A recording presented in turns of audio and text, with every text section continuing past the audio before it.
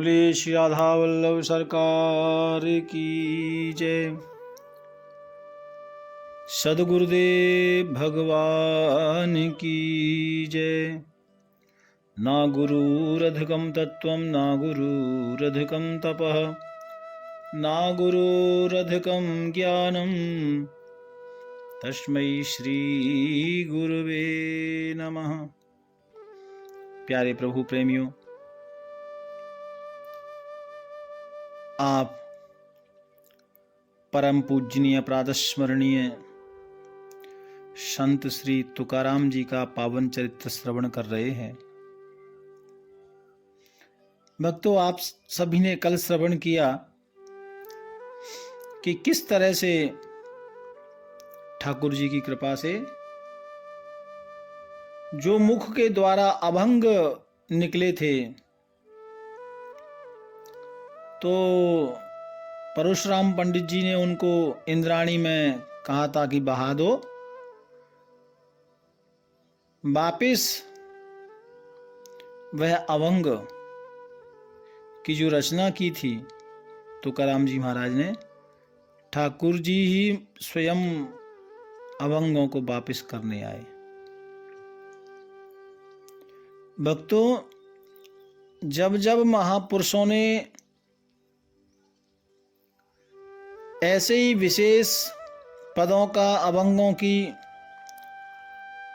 ग्रंथों की, कविताओं की रचना की है, तब तब उनको इसी कठिनाई का सामना करना पड़ा है। जैसे गोस्वामी तुलसीदास बाबा ने जब रामायण लिखा था ना, और उनके साथ भी यही हुआ था। बड़े बड़े विद्वानों ने कहा कि ये मान्य नहीं है, ये कैसे हो सकता है, ये गांव की सरल भाषा में, देहाती भाषा में ये ऐसा कैसा काव्य हो सकता है, कौन सी कविता है, कौन सा ग्रंथ है, हम नहीं मानते। तो कहा कैसे मानेंगे? तो काशी में जो विश्वनाथ काशी मंदिर है का इसका रिजल्ट भगवान विश्वनाथ करेंगे। तो भक्तों, सारे ग्रंथ रख दिए मंदिर में और सबसे नीचे रामायण रखा, उसके ऊपर सारे ग्रंथ रख दिए और कहा इसका फैसला स्वयं भगवान विश्वम्भर, भगवान शंकर करेंगे। भक्तों, आपको आश्चर्य होगा, सुबह प्रातःकाल जब पुजारियों ने मंदिर निकाला ना, तो रामायण सबसे ऊपर थी और ग्रंथ सब नीचे थे। यानी भगवान शंकर ने स्वयं मानो कह रहे हो कि रामायण एक साधारण ग्रंथ नहीं है, ये मुझे बड़ा प्रिय है, इसे मानो। तब जाके ये श्री रामचरितमानस रामायण प्रचलन में आई। तो भक्तों, मैं ये कहना चाहता हूं कि जब जब महापुरुषों ने भगवत कृपा से या भगवान की इच्छा से ऐसा कोई काम किया है तो विघ्न आया है। आप किसी भी संत के जीवन को देख लो। तो तुलसीदास बाबा ने रामायण को लिखा, यहाँ संत तुकाराम जी ने अभंग की रचना की, तो फिर यही विपता आई और फिर भगवान ने आकर के वापिस अभंगों को वापिस किया है। आप ये समझिए कि ठाकुर जी ने संग्लेचर कर दिए कि संत तुकाराम जी के अभंग हैं, वो मेरा ही स्वरूप है, ये कोई आम पद अभंग नहीं है, इसलिए वो वापिस अभंग प्राप्त हो गए। तो प्यारे भक्तों, संत तुकाराम जी के अभंग जब मिले हैं तो मंदिर पर अब और ज्यादा लोग दूर दूर से सत्संग सुनने के लिए आने लगे, क्योंकि भक्तों अब प्रचार हो गया सब जगह, संत तुकाराम जी का नाम हो गया। तो जो भी भगवत प्रेमी थे, भगवान देहू गांव में सब लोग आने लगे, नाम संकीर्तन सुनते, नाम संकीर्तन करते हैं, सत्संग सुनते, और अपने कोई प्रश्न होते उनको संत तुकाराम जी से पूछते। अपना कोई भी किसी का प्रश्न था वो संत तुकाराम जी को पूछता। कोई भी किसी तरह की कोई परेशानी होती संत तुकाराम जी को पूछता। तो ऐसा दिव्य वातावरण बनता चला जा रहा था भक्तों। और बहुत मानो देवहू गांव बिल्कुल आप ये कह सकते हैं कि पुंडलीक धाम ही बन गया। ऐसा अद्भुत दृश्य उस गांव का हो गया था। और वहां नित्य प्रति भगवान के नाम का संकीर्तन तो होता ही रहता। और शाम को सुबह सत्संग भी चलता भक्तों। लोग आते, कोई अभंग का पाठ कर रहा है, कोई संकीर्तन कर रहा है, कोई सत्संग सुन रहा है। इस तरह से बड़ा अद्भुत दृश्य है। प्यारे भक्तों, ऐसे ही एक भक्त ने एक बार संत तुकाराम जी से प्रश्न किया कि गुरुदेव, मैं आपसे एक प्रश्न करना चाहता हूं। संत जी ने कहा, क्या प्रश्न है? तो कहा कि मैंने देखा है आपको कभी ना गुस्सा नहीं आती है, कभी क्रोध नहीं आता, क्या कारण है? संत तुकाराम जी ने कहा, बेटा इसका जवाब तो मैं तुझे कुछ समय बाद दूंगा, लेकिन मैं पहले कुछ बोलना चाहता हूं। तो वो उनका शिष्य था, उन्होंने कहा, बोलो गुरुदेव, क्या बोलना चाहते हैं? तो कहा, बेटा मैं देख रहा हूं आने वाले संडे को 7 दिन बाद देख रहा हूं कि तेरी मृत्यु है, तू मरने वाला है। और कहा उसके बाद देखता हूं, अब मैं इसका जवाब दूंगा, लेकिन मैं ये देख रहा हूं, तू अपने घर जा। भक्तों, वो शिष्य तो डर गया, क्योंकि गुरुजी ने ऐसा बोला तो 7 दिन बाद मैं मर जाऊंगा। वो अपने घर आया और 7 दिन तक एकदम शांत प्रवृत्ति से बस केवल भगवान का ही भजन करता। क्योंकि उसको भय ऐसा लग गया था ना कि मुझे 7 दिन बाद मरना है। तो उसको कोई गालियां देता तो सोचता, अब क्या, अब तो 4 दिन बचे, मैं इसको क्यों लड़ूं, मुझे तो जाना है। उसको कोई मारता पीटता, कोई उसका सम्मान नहीं करता। उसको यही लगता, अभी 2 दिन बचे हैं, 3 दिन बचे हैं, 4 दिन बचे हैं और मुझे तो जाना है, मैं क्यों किसी से बुराई करूं। तो इस तरह से उसने 7 दिन केवल और केवल भगवान का भजन किया। और 7 दिन बाद वो संत तुकाराम जी के पास वो बच्चा आया और प्रणाम किया उसने और कहा, गुरुजी आप कहा कैसे हो? प्रणाम किया, आशीर्वाद दिया। तो कहा, गुरुदेव आपकी कृपा है और आपके कथानुसार अब 7 दिन हो गए हैं, तो मैंने सोचा आज तो आखिरी दिन है, तो गुरु महाराज के चरणों में प्रणाम करके आता हूं, क्योंकि आज तो मेरी मृत्यु है। तो संत तुकाराम जी ने पूछा, हाँ बेटा, लेकिन एक बात बताओ। कहा, आदेश करो गुरुदेव। बोले, ये 7 दिनों में तूने क्या किया? तो वो बच्चा कहता है, गुरुजी 7 दिनों में? बोले हाँ। तो कहा, ना तो 7 दिनों में मैं किसी से लड़ा, ना मैं किसी को गाली दी, और किसी ने मुझे गाली दी तो मैंने उसे आशीर्वाद दिया, ना किसी से बहस की, ना ही किसी के लिए गलत सोचा, ना ही किसी से झगड़ा किया, कुछ नहीं किया। केवल और केवल आपका चिंतन किया, ठाकुर जी का चिंतन किया और भगवान का भजन किया। तो संत तुकाराम जी कहते हैं कि बेटा ये 7 दिन तूने केवल और केवल भगवान का भजन किया, क्रोध नहीं आया? बोले, क्रोध? स्वामी जी क्रोध तो होता कैसे है, मैंने जाना नहीं। तो संत तुकाराम जी कहते हैं, बेटा तूने मुझे प्रश्न किया था ना कि आपको क्रोध क्यों नहीं आता? बोले हाँ। तो कहा, पहली बात तो ये कि तू आज मरने वाला नहीं है, और दूसरी बात ये कि तूने कहा कि आपको क्रोध क्यों नहीं आता, तो जैसे 7 दिन तू चिंता में रहा, तुझे लगा कि मैंने आज मरना है, कल मरना है, 1 दिन बचा है, 2 दिन बचा है, 3 दिन बचा है, तेरे मन में ये भाव था, ये सोच के तूने कोई पाप नहीं किया, कोई क्रोध नहीं किया, केवल भगवान का भजन किया। तो संत तुकाराम जी कहते हैं कि मैं भी अपने हर एक दिन को यही सोचता हूं कि ये शरीर जाने कब छूट जाए, आज छूट जाए, कल छूट जाए, परसों, कोई भरोसा नहीं ना। क्या भरोसा है इस जिंदगी का, साथ देती नहीं ये किसी का। सांस रुक जाएगी चलते चलते, समा बुझ जाएगी जलते जलते, नाम रह जाएगा आदमी का, क्या भरोसा है इस जिंदगी का। हम रहे ना मोहब्बत रहेगी, दास्ता अपनी दुनिया कहेगी, फर्ज पूरा करो बंदगी का, क्या भरोसा है इस जिंदगी का। तो गुरुदेव कहते हैं कि जैसे 7 दिन तूने कोई पाप नहीं किया, इसलिए क्योंकि तुझे मालूम हो गया कि 7 दिन बाद मुझे मरना है। कोई बस गुरुदेव कहते हैं बस यही सोच मेरे मन में होता है कि मैंने कब मर जाना है, कोई भरोसा नहीं, कब ये शरीर साथ छोड़ देगा, कोई भरोसा नहीं। ये विचार करके ही मुझे क्रोध नहीं आता।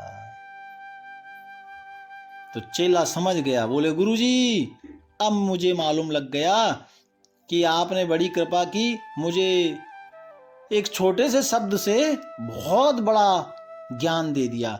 वो चरणों में गिर गया। तो मनो संत तुकाराम जी कह रहे हैं कि अपने हर एक दिन को व्यर्थ न जाने दो, अपने जीवन को श्रेष्ठ जियो, पता नहीं किस क्षण बुलावा आ जाए, कोई पता है क्या। तो संत तुकाराम जी कहते हैं कि मैं तो अपने हर एक दिन का मस्ती भरा काटना चाहता हूं, दुख भरा नहीं, टेंशन भरा नहीं, चिंता भरा नहीं। इसलिए ना मुझे क्रोध आता है, ना कोई भय होता है, ना कोई राग, ना कोई द्वेष, कुछ नहीं। तो संत तुकाराम जी अपने शिष्य को कहते हैं कि जैसे तेरे 7 दिन कटे वैसे ही मैं अपने जीवन को काट रहा हूं। तो भक्तों, ये संत जी की एक शिक्षा हमारे लिए है कि हर एक दिन भगवत चरणों में हम कैसे काट सकते हैं। प्यारे प्रभु प्रेमियों, तो संत तुकाराम जी ने अपने शिष्य को ये बड़ी सुंदर शिक्षा दी है। तो ऐसे ही वहाँ जितने भी लोग आते हैं ना, वो सब कोई सत्संग सुनता है, कोई अपने मन का प्रश्न संत जी को बताता है कि मेरे मन में ये प्रश्न है, ये प्रश्न का उत्तर मुझे चाहिए। इस तरह से संत महाराज के यहाँ वहाँ बड़ा कीर्तन होने लगा, सत्संग निरंतर हो रहे हैं। भक्तों, ऐसे ही धीरे धीरे संत महापुरुष का पूरे आस पीस के पिंडों में, पूरे महाराष्ट्र विदर्भ में सब जगह नाम हो गया। तो कहते हैं कि शिवाजी, छत्रपति शिवाजी राव को मालूम हुआ कि इस तरह से एक महापुरुष संत तुकाराम जी देहू पिंड में है, भगवान का बड़ा भजन करते हैं, बड़े तपस्वी हैं, भगवान की बड़ी कृपा है। तो शिवाजी महाराज भी अपने बहुत ही उदार थे और भगवान के परम भक्त थे। जब आप श्री ने सुना तो वो प्रसन्न हो गए।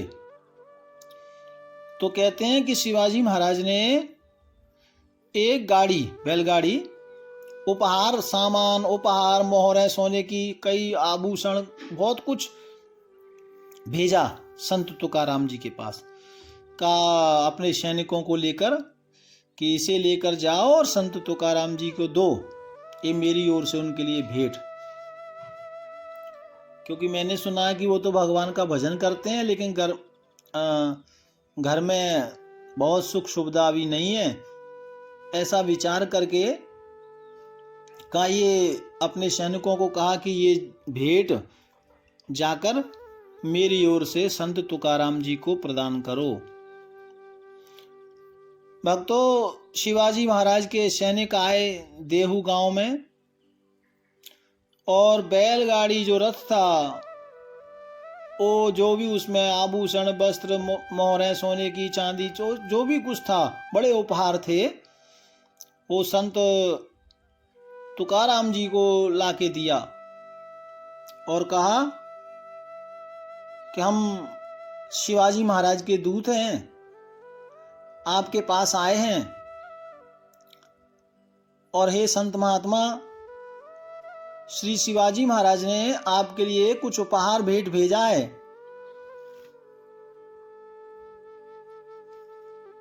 भक्तों, जब उपहार देने लगे सैनिक, तो संत जी महाराज ने हाथ जोड़कर कहा कि राजा के भेजे हुए उपहारों का मैं सम्मान करता हूं,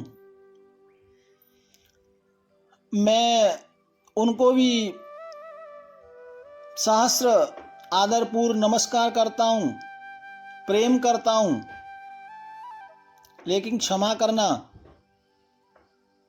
मुझे ये रत्नों की, ये आभूषणों की, इन सब चीज की मुझे जरूरत नहीं है। कहा मुझे ये सब नहीं चाहिए। प्यारे भक्तों, आज संत तुकाराम जी ने ससम्मान, ऐसे नहीं कि कोई अहंकार से, ससम्मान,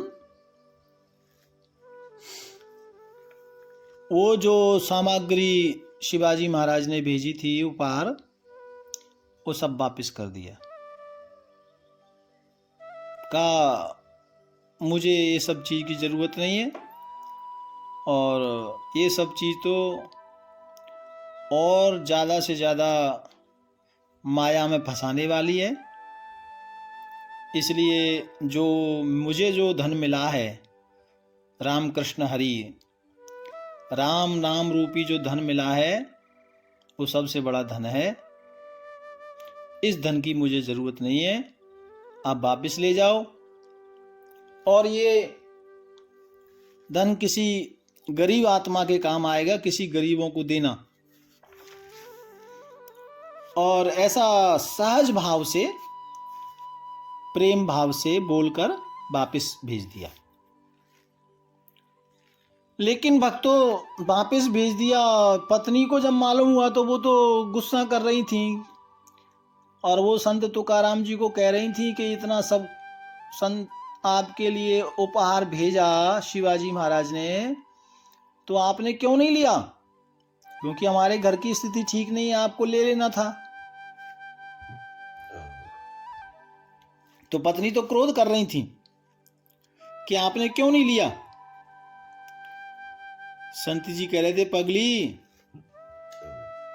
वो धन नहीं था, वो माया थी, वो फंसाने के लिए आई थी। और सबसे बड़ा धन तो भगवान पांडुरंगा का है, विट्ठल का है, वो हमारे पास है। नहीं चाहिए ऐसा धन जो हमें रास्ते से उतार दे। इधर जो राजा के सैनिक थे, वो दरबार में गए, वो पूरा सामान जो लेकर आए थे वापस किया, और प्रणाम करके बोले, महाराज ससम्मान, और संत जी ने कहा है कि मुझे ये उपहार और भेंट की जरूरत नहीं है, राजा को मैं आशीर्वाद देता हूँ, लेकिन मुझे इस चीज़ की ज़रूरत नहीं है, क्योंकि मेरा ऐसा कोई काम नहीं है, मुझे ज़रूरत है नहीं, और सबसे बड़ा धन मेरे पास ठाकुर जी का है, ये सब धन मुझे नहीं चाहिए। राजा को जाकर कहना कि ये प्रजा का धन है और ये प्रजा में ही लगे, ऐसा आपके लिए संदेश भेजा है। भक्तों, जब छत्रपति शिवाजी ने ये शब्द सुने तो और ज्यादा संत तुकाराम जी के प्रति प्रेम बढ़ गया, भाव बढ़ गया। उनको लगा ये कितना महान संत है, इतना सब कुछ भेजा और वो वापस कर दिया, तो और ज्यादा भक्ति जागृत हो गई। शिवाजी महाराज ने सोचा कि ऐसे महापुरुष का तो मुझे दर्शन करना चाहिए, भक्तों, आज स्वयं शिवाजी महाराज संत तुकाराम जी का दर्शन करने के लिए आए। ये बहुत बड़े राजा हुए हैं महाराज, छत्रपति आप बहुत अच्छे राजा थे और संतों के बड़े प्रेमी थे और ये बड़े लड़े हैं मुस्लिम आक्रांताओं से, बहुत युद्ध आप श्री ने लड़ा है। शिवाजी महाराज दर्शन करने के लिए आए भक्तों, और संत तुकाराम जी को पास में आए, देखा, चरणों में गिर पड़े, आशीर्वाद लिया है। और उनके प्रेम को, भक्ति को देखकर छत्रपति शिवाजी भी जितों संत और जितों संगत बैठती उधर ही आके बैठ गए और संत तुकाराम जी की भक्ति से, प्रेम से बड़े भाव विभोर हुए, बड़े आनंद की अनुभूति हुई। और भक्तों, पहले दिन तो आए, लेकिन शिवाजी महाराज को भी ऐसा आनंद की अनुभूति, उनको ऐसा आनंद प्राप्त हुआ कि अब वो सत्संग में कभी भी आ जाते, 2 दिन बाद, 4 दिन बाद, ऐसा वो आने लगे, उनको अच्छा लगने लगा। क्योंकि चाहे छोटा व्यक्ति हो, बड़ा व्यक्ति हो, संत की शरण में तो भक्तों जाना ही चाहिए। क्योंकि कुछ ना बिगड़ेगा तुम्हारा गुरु शरण जाने के बाद, सूखी बगिया खिल उठेगी गुरु शरण जाने के बाद। संत की शरण में जाने से कभी बुरा नहीं होता है भक्तों। तो शिवाजी महाराज तो अब जब उनको मन करता 2, 4, 10 दिन में आ जाते और उधर आके सत्संग श्रवण करते, जो अभंग की रचना की थी वो अभंगा का श्रवण करते।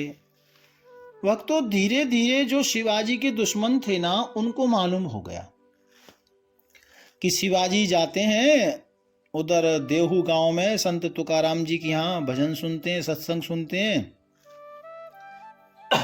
क्यों ना उनको उधर धोखे से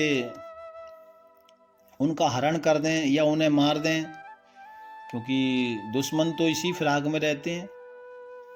तो एक दिन ऐसी घटना घटी भक्तों, सत्संग चल रहा था और उसमें शिवाजी महाराज बैठे हुए थे, संत तुकाराम जी संकीर्तन कर रहे थे, विठला विठला विठला हे विठला विठला विठला विठला हे विठला, पांडुरंग पांडुरंग पांडुरंग हे पांडुरंग विठला। सब आंखें बंद करके और भगवान का भजन कर रहे थे।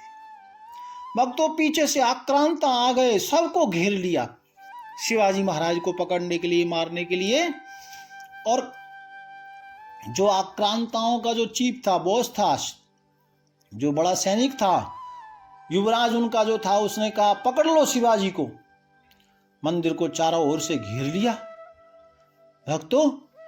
और जैसे ही आक्रांताओं के जो सैनिक थे शिवाजी महाराज को पकड़ने के लिए उद्यत हुए, संत तुकाराम जी ने कहा पांडुरंगा, क्योंकि उधर बहुत हलचल मच गई थी ना, तो बस मुख से यही निकला, पांडुरंगा विठला पुंडरीकाक्ष। जब भक्त ने केवल ऐसा कहा तो भैया फिर क्या था, जिन शिवाजी महाराज को पकड़ने के लिए आक्रांताओं ने कोशिश की ना, और वो जैसे ही कोशिश की भक्तों, बड़े आश्चर्यचकित घटना हुई। और वो घटना क्या हुई, क्या जितनी भी उत्थों संगत बैठी थी ना, सब शिवाजी महाराज दिख रहे हैं, सब शिवाजी महाराज, वो विठलनाथ आए और सब जितने भी वहां 1500 जो भी बंदे थे ना, सब शिवाजी शिवाजी, सब शिवाजी। और वो आक्रांता भी चकरा गया कि मैं कौन शिवाजी है इसमें। और भीड़ में घुस तो गया था वो, लेकिन वो जे देखा जितनी भी वहां संगत थी सब छत्रपति शिवाजी के ही स्वरूप में नजर आ रही थी। और उसके सैनिकों ने लड़ा, लेकिन शिवाजी तो शिवाजी हैं। अब शिवाजी एक सैनिक बंदे उधर हैं 100-200, और 1000-2000 शिवाजी जैसे वीर योद्धा आ जाए तो भैया किसकी दाल गलेगी। तो स्वयं ठाकुर जी ने वहां सब भक्तों का, भक्त तो आपस में भक्तों को कुछ नजर नहीं आ रहा, लेकिन दुश्मनों को सब शिवाजी नजर आ रहे हैं। ऐसी लीला भगवान पांडुरंगा ने दिखाई, और क्या आश्चर्यचकित घटना थी भक्तों ये। और वो आक्रांता सब, कोई बेहोश हो गया, कोई घायल हो गया, कोई मर गया, उनको भागना पड़ा। तो ये एक घटना संत तुकाराम के जीवन की, और शिवाजी महाराज की रक्षा की है भगवान ने बड़ी शांति से। बाद में संकीर्तन सब भय द्वेष सब हटा, संकीर्तन चलता रहा। बाद में फिर शिवाजी महाराज ने आग्रह किया कि मुझे आप अपनी शरण में लो। तो फिर आगे उनको बताया कि एक संत हैं नासिक के वन में, आप उनका भी दर्शन करें, समर्थ गुरु। और वहाँ के लिए शिवाजी महाराज को आदेश दिया संत तुकाराम जी ने, क्योंकि संत तो अंतर्यामी होते हैं, सब चीज को जानते हैं। तो कोई प्रारब्ध बचा होगा या रहा होगा, इसलिए श्री तुकाराम जी महाराज ने समर्थ राम गुरु रामदास जी महाराज के पास शिवाजी को जाने को कहा। खैर, तो ऐसी ऐसी घटनाएं, ऐसे ऐसे प्रसंग, अद्भुत दृश्य भक्तों देहू गांव में हो रहे हैं। प्यारे प्रभु प्रेमियों, आगे और संत तुकाराम जी के जीवन में जो जो आगे घटना हुई हैं, और किस तरह से संत तुकाराम जी बाद में अपने धाम को जाते हैं, ये सब कथा आगे हम श्रवण करेंगे। भाव प्यार से राधे राधे राधे राधे राधे राधे। राधा